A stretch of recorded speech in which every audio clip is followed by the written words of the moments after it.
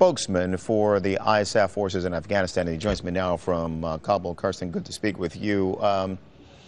Let me lay a little foundation here and get some information at the same time. What is meant by the phrasing here, the improper disposal of the Quran and other Islamic religious materials?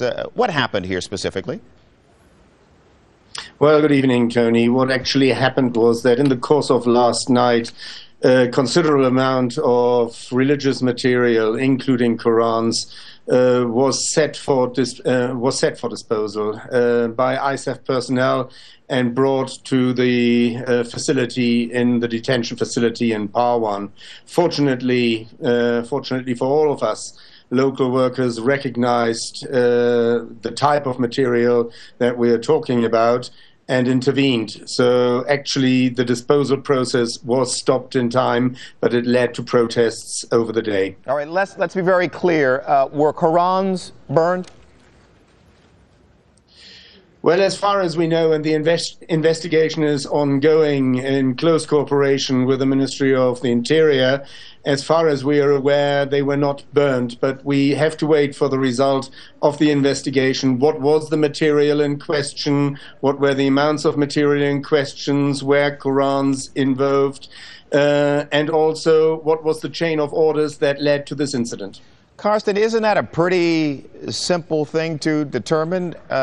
Laborers find the material, you question the laborers, and you ask the laborers whether or not Qurans were burned. That's not difficult to ascertain, is it? Well, we haven't got any proof yet that material was actually burned. So therefore, what we wanted to make sure was that with Islamic authorities present, first of all, the material was secured.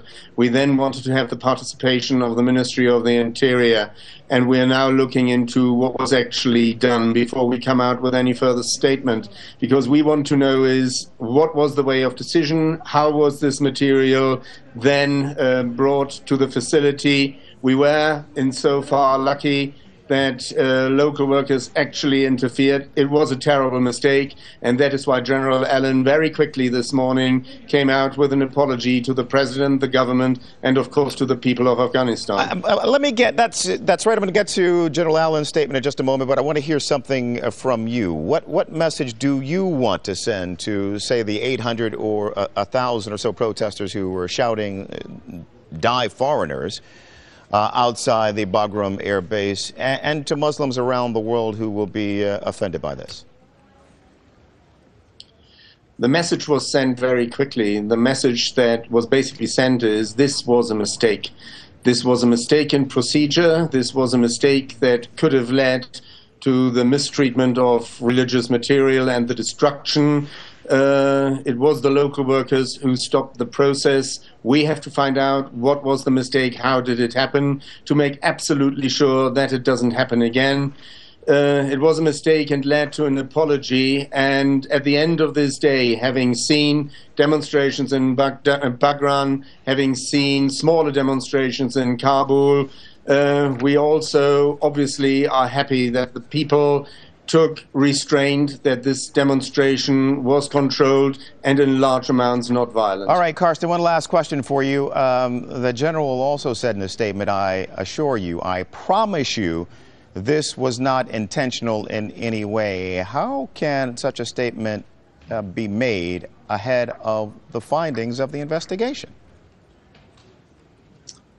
Well, you can imagine that this morning when the news broke and we heard what has happened in Parwan and that fortunately this process was stopped, that we immediately not only took action but looked at it and said what steps can be done to stop this. This is basically a mistake, a misjudgment on somebody's part, and we have to find out in the chain how did this misjudgment came to being and what steps can be taken to absolutely make sure that something like this doesn't happen again. All right.